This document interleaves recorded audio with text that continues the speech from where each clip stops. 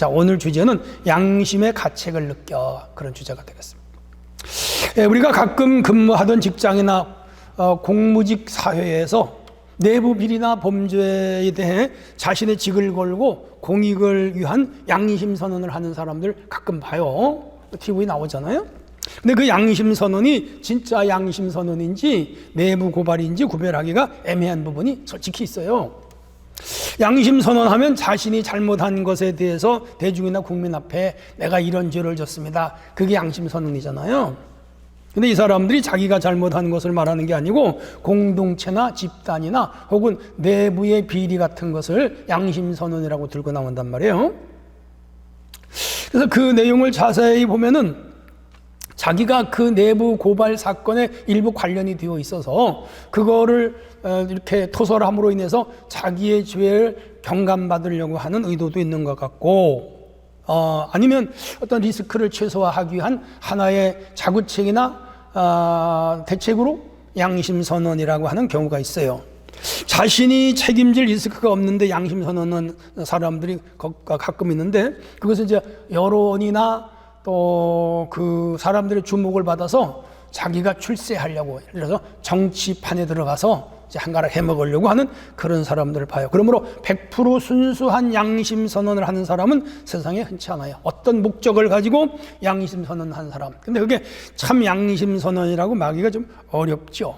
정치적으로 대립되어 있는 사안에 대해서 양심 고백이 나오면 이제 소속 집단에 따라 극명한 반응이 다르게 나타나는데, 해당 고백으로 이익을 보는 쪽은 이거 양심선언 잘했다고 박수를 치고 의인이라고 이렇게 죽게 세우죠. 근데 그 양심선언으로 피해를 보는 집단은 피해망상, 조작, 극, 혹은 정신병자 이런 식으로 이제 몰아붙이는 경우가 있죠.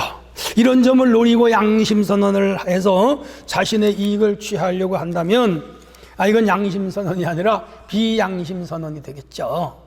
그래서 오늘 주제는 이 양심이라고 하는 좀 굉장히 이제 깊은 주제예요. 아주 철학적으로도 깊고요, 또 신학적으로 깊은 주제인데 뭐 심각하게까지는 안 가고 적당하게 한번 생각하도록 하겠습니다. 우리 신앙생활에서 양심이 아주 중요해요. 신앙은 양심에 근거하기 때문에 그렇죠. 자, 여기에 양심에 대해서 우리가 좀 다양하게 생각해 보도록 합니다. 첫째는 양심은 반드시 지켜야 된다는 거죠. 9절이에요. 그들이 이 말씀을 듣고 양심의 가책을 느껴 어른으로 시작하여 젊은이까지 하나씩 나가고 오직 예수와 가운데 있는 여자만 남았더라. 뭐 이 내용에 여러분 잘 알죠? 이 스토리는 뭐 여러분 수백 번 들었을 거예요. 듣고 또 듣고 또 듣고 그랬을 거예요. 갈릴리에서 활동하던 예수님이 예루살렘에 오셨잖아요. 그날도 이제 마지막 예루살렘 입성하시고 성전에 들어가셔서 사람들을 가르치는데, 그 도시에 사는 여자 하나가 음행을 하다가 붙잡혀왔는데, 음행했으면 남자도 데려와야지 여자만 데려오나 몰라. 그래서 남자들로 도망갔겠죠. 그래서 여자가 희생양에 끌고 왔어요. 사람마다 손에다가 돌멩이 하나씩만 들었어. 여자를 돌로 쳐 죽이려고 그래. 율법에 이런 현행 보면요, 그리고 음행한 자는 돌로 치라 그랬어요. 그래서 현장 보면요, 그들이 거기서 죽였으면 돼요. 예수님께 왜 끌고 왔어요? 오늘 본문에 있잖아요. 시험하려고. 예수님 평소에 사랑을 강조했잖아요. 복음의 핵심이 사랑. 그러면 이렇게 죄를 짓고 죽을 여자를 살려주는 게 맞냐? 당신의 사랑을 가르쳤으니 사랑으로 풀어주는 게 맞냐? 풀어주라 그러면 현재 율법은 이런 자는 죽이라는 거잖아. 그러면 당신은 율법을 어긴 자요. 그러니까 이쪽으로 말하면 이쪽으로 걸리고 저쪽으로 말하면 저쪽으로 걸리고, 그게 이제 그들의 노림수잖아요. 이런 시험 여러 번 했어요. 예수님에 대해서. 안식일을 지키는 게 옳습니까? 아닙니까? 세례요한이 큽니까? 적습니까? 그런 것도 물어봤고, 세금을 가이사에게 바치는 게 옳습니까? 아닙니까? 이렇게 해가지고 예수님을 이제 진퇴양난에 몰아넣으려고 하는 거죠. 나쁜 속셈을 가진 거죠. 악한 자들이죠. 악한 흉계를 가진 자들.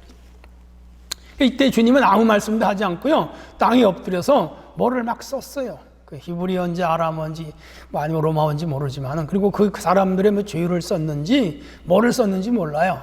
뭐 알 턱이 없죠. 하늘나라 가면 알겠죠. 그리고 이제 일어나서서 중요한 말씀을 해요. 쭉 돌아보시더니 너희 중에 죄 없는 자가 돌로 쳐라 그랬어요. 그자 사람들이 갑자기 침묵이 흘렀죠. 서로 얼굴을 뻔히 쳐다봤죠? 죄 없는 사람이 어디 있겠어요? 죄 없는 자가 칠했는데 뭐. 그러니까 하나씩 둘씩 그 돌을 내려놓고 도망을 갔어요. 어쩌면요, 거기 둘러서 있는 자들이 그 여자를 음행했는지도 몰라. 예수님 그 다 알고 그 자들, 너네들이 이 여자 건드렸잖아 말이야, 이렇게 말했을지도 몰라. 그러니까 다 돌멩이를 놓고 가는데 거기 보니까 양심의 가책을 느껴. 그 마지막에 예수님과 이 여자 단둘이 남았잖아요. 물론 제자들 옆에 있었겠죠.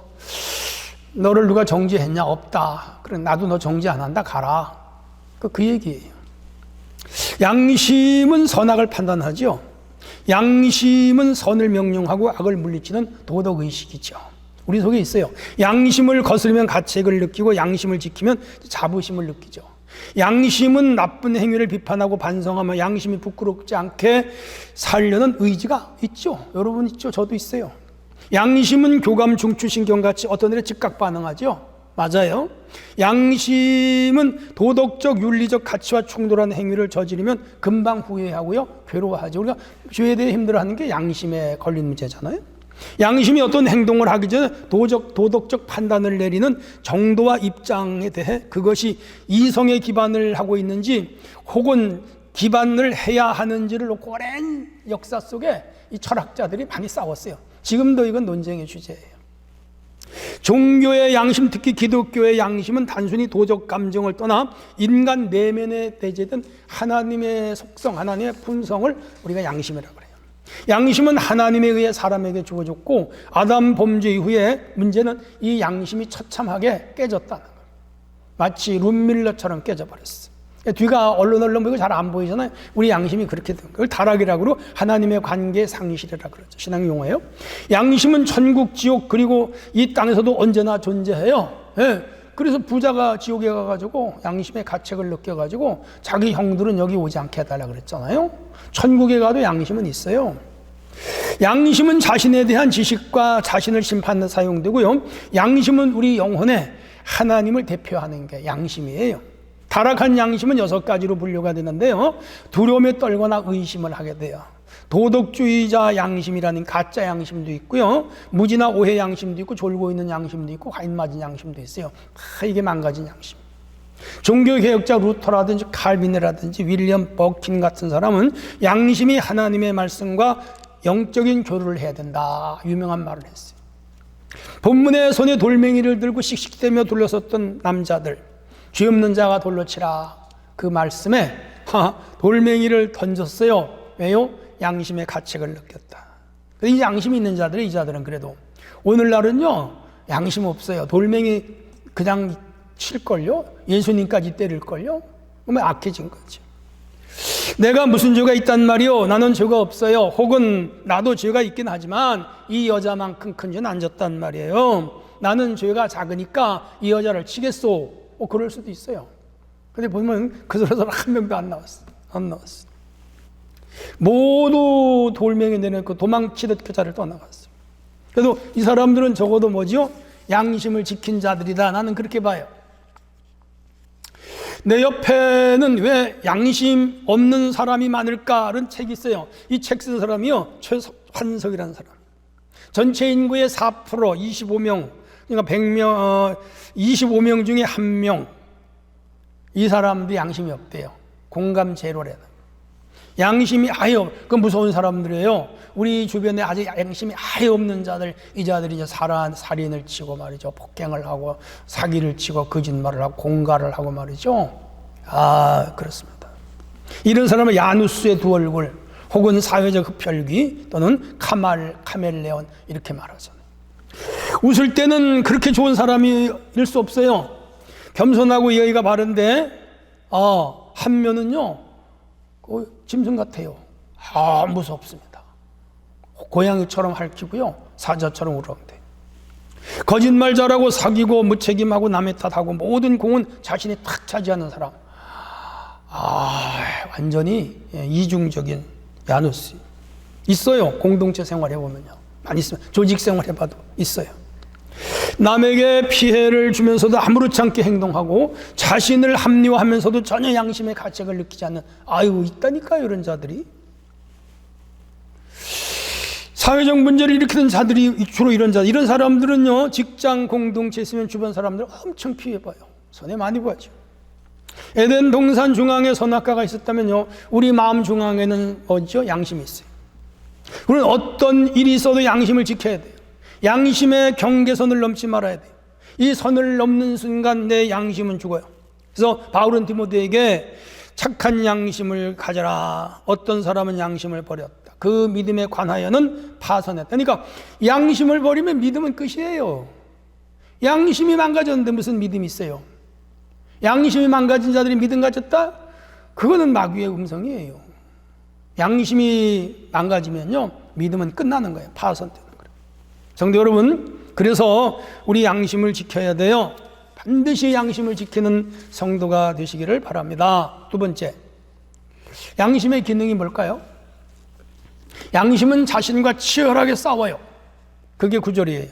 그들이 말씀을 듣고 양심의 가책을 느껴 어른으로 시작하여 젊은이까지 하나씩 하나씩 나갔다. 아까 읽은 본문과 같죠? 여기서 예수님이 죄 없는 자가 돌로 쳐라 그랬잖아요. 순간이지만 그들 내면서 치열하게 싸운 거예요.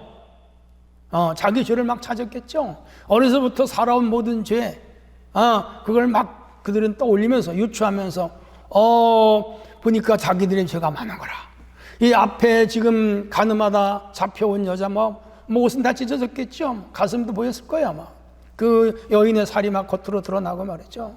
그 수치스러움, 창피함, 눈을 제대로 떴겠어요? 그 시선이 어디가 있겠어요? 그냥 괴로운 여자지요. 거기 죽이겠다고 남자들이 돼가지고 말이요, 돌멩이를 들고 와가지고 씩씩대고 있어요. 근데 예수님이 너네 죄 없는 자 돌로 쳐라 그러니까 자기 양심을 들여다본 거예요. 근데 그 앞에 있는 여자나 비슷해. 아니 그 여자보다 더 죄가 커. 아마 그 둘러선 사람 중에 그 여자가 아닌 다른 여자들하고 수없이 간음을 많이 한 자들도 있을 거예요. 그러니까 자기가 돌에 맞아 죽을 자 해보니까, 그러니까 순간 마음속에서 뭐죠? 양심이 막 싸운 거예요. 자신과 치열하게 싸운 거예요. 예수께서 자신들의 죄를 거울처럼 들여다보는 게 뻔히 보이거든. 그러니까 어떻게 거기 서 있겠어요? 못 서 있죠. 도망가야지. 그래서 부끄러움을 느껴 현장을 피했어. 물론 그들이 후에 바른 사람을 살는지 그건 모르겠어요. 인간이라는 건 원래 잘 안 고쳐지거든요. 본성이 타락해서 악해요. 인간의 진실, 인간의 근본은 양심의 뿌리를 두고 있어요. 하지만 양심대로 살면 불이익을 당하기도 하고, 양심대로 살면 손해도 보고, 양심대로 살면 바보 취급을 당할까 봐 양심을 지키지 않는 경향이 많아요. 여러분도 그럴 거야. 틀림없어요.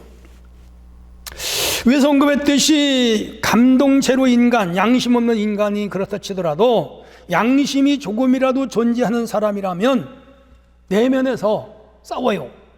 저도 싸워요. 여러분도 싸울걸요? 선과 악이 싸우고, 진실과 거짓이 싸우고, 의와 불의가 싸우고, 옳은 행동과 잘못된 행동이 끊임없이 싸워요. 이것을 뭐죠? 양심의 전쟁이라고 하는 거예요. 자기 안에 양심이 싸우기 때문에 우리가 뭐 하죠? 번뇌하는 거죠. 괴로워하는 거잖아요. 어디서 팡팡 울잖아요. 회개하잖아요. 고민하잖아요. 갈등하잖아요. 주저하잖아요.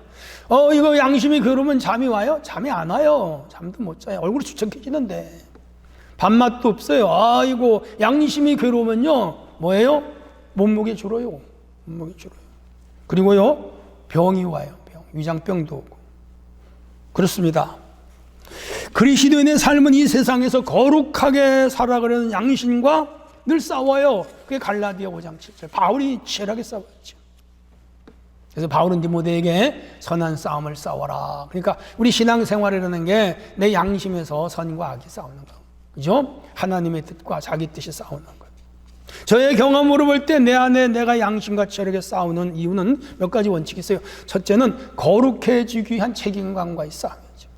일찍이 바울이 디모데에게 편지했어요. 1장 18절에 아들 디모데야, 내가 내게 교훈을 써 명하노니 전에 너를 지도한 예언을 따라 그것으로 선한 싸움을 싸워라. 인간 책임의 동물이잖아요. 그 책임을 다할 때 양심이 자유하잖아요. 책임을 다하지 못할 때 양심이 힘들잖아요. 남편 책임, 아내의 책임, 자식의 책임, 부모의 책임, 직장인의 책임, 자기 직위에 대한 책임, 교회에서 짊어진 책임들 있잖아요. 이걸 다 해야 양심이 자유로워요. 그렇죠? 이거 자기 책임 다 못할 때, 자기 구실을 못할 때 힘들잖아요. 그래서 후회하고 회한하고, 그리고 어떤 사람들은 괴로워서 자살도 하는데, 기독교에 대한 양심과의 싸움은 결과론적으로 거룩해지는 거거든. 그래서 양심과 싸워서 이 의가 이기고 거룩이 이기고 진리가 이기고 선이 이기면 거룩해지는, 그걸 sanctification이라, 성화라 그러죠. 두 번째, 사명을 다하기 위해서 싸워요. 18절 디모데전서 1장 18절. 거기도 아까 말씀과 똑같은 내용인데, 아들 디모데야, 내가 내게 교훈을 명하노니 전에 너를 지도한 예언을 따라 선한 싸움 싸워라. 디모데는 에베소 교회 담임 목사였잖아요. 지금 이 교회가 문제가 많은데 에베소 교회를 어쨌든 잘 이끌어야 돼. 건강한 교회로 만들어야 되고 양무리를 살찌워야 돼요. 구원해야 돼요. 근데 지금 그는 자기와 싸우고 있어요. 너무 벅차거든요. 힘이 들거든. 그래서 그 사명을 감당하려고 몸이 쇠약해져 가지고 빌빌댔어요. 그러니까 디모데에게 너 약을 좀 쓰면서 기도해라 막 그랬잖아요. 책임과 사명, 그거 지키는 거죠. 어떤 상황에도 동화되지 말아야죠. 예수님은 십자가를 지고 죽어야 하는 거 엄청난 사건이 내일 기다리고 있는데, 솔직히 그의 인성으로 죽고 싶지 않죠. 그래서 밤새도록 3번 기도하잖아요. 뭐예요? 자기 내면의 싸움이었잖아요. 결국 이겼어요. 그래서 십자가 지고 죽잖아요. 승리하잖아요. 세 번째, 저의 뭐라고 할까요? 삶의 모습에서 본다면 믿음으로 양심과 싸워요. 19절. 디모데전서 1장, 거기 굉장히 중요한 구절들이에요. 믿음과 착한 양심을 가지라. 어떤 일은 양심을 버렸고 그 믿음에 파선했다. 아까 위에서 언급했잖아요. 믿음은 하나님에 대한 신뢰고 예수님에 대한 확신이며 성령님에 한 의지잖아요. 믿음이에요. 인간의 타락한 양심은 언제나 육신의 생각으로 기울어요. 또한 옳다고 판단되는 것으로 기울죠. 근데 이 옳다고 판단한 인간의 이 판단이 정확하지 않아요. 타락했기 때문에. 언제나 유리한 쪽으로 생각하고 손해보지 않으려고, 불이익을 당하지 않으려고 하죠. 속여서라도 자신의 이익을 취하잖아요. 왜 그래? 양심이 고장이 나서. 근데 이제 자기와의 싸움에서 합리와 정당화내지는 여전히 자기에게 유익하고 이익한 쪽으로, 이익이 있는 쪽으로 기울려고 하는 습성이 우리 양심 속에 있다는 거죠. 이걸 하나님 말씀과 능력으로 없애버리고 하나님의 뜻으로 따라가야 하는데, 그게 이제 간단한 게 아니죠. 시간이 많이 걸리고 믿음이 자라야 돼요. 한 대학교 총장이 학교 건물을 한층 짓고 있는데, 이 건물 완성하는데 약 100만 달러가 모자라요. 상당히 큰 돈이죠. 어려운 사정으로 고민하던 어느 날 정부의 고위 관리가 찾아왔어요. 그 말은 2장의 서류를 내밀면서 여기다 사인을 하면 100만 불을 학교 건물 짓는데 희사하겠다는. 그래서 그 서류에 사인하면 자기는 300만 불이 생기고 여기 학교 짓는데 100만 불 주겠다는, 400만 불이 이제 생긴다는 거죠. 총장이 서류를 자세히 검토해 보니까 이게 문제가 있어요. 사실이 아닌 것을 사실처럼 만드는 소위 위조 서류였어요. 고민에 빠졌어요. 여기 모른 체 하고 2장에다가 자기 자필로 사인만 하면 100만 불 생겨서 학교 건물 짓는데 다 해결되는데, 이걸 거부하면 여전히 고생을 한다. 근데 고위 관리는 그냥 빨리 사인하라고 독촉을 하는 거라. 근데 최종 고민하던 이 총장은 거절했어요. 자기 내면의 세계에서 양심과 싸워가 이긴 거죠. 그래서 100만 불을 확보할 기회가 왔지만 거부했어요. 그리고 자기는 정직한 사람이 되고자 결정한 거죠. 경건은 우리가 혼자 있을 때 하나님 앞에 서는 모습이에요. 그게 양심으로 사는 거예요. 바울은 자족하는 마음과 경건이 있으면 큰 유익이라 디모데전서 6장 6절에 말씀합니다. 성도 여러분, 양심과 매일 싸웁니까? 아예 제껴놓고 삽니까? 양심은 저 벽에다 걸어놓고 자기 마음대로 삽니까? 아니면 양심의 지시를 따라 삽니까? 양심을 버리면 안 돼요. 믿음 파선하는 거예요. 오늘 성경은 양심과 싸워라 그랬어요. 예수님 앞에 고소하러 왔던 남자들이 못된 놈들이긴 하지만, 예수님 책 잡고 예수님 고소하려고 하는 아주 나쁜 종교인들이긴 하지만, 그래도 아직은 양심과 싸워서 이긴 자들이라. 그런 면에서는 우리가 칭찬해야 돼요. 여러분, 매일 자기와 싸워요. 죄와 싸워요. 양심과 싸워요. 이기셔야 돼요.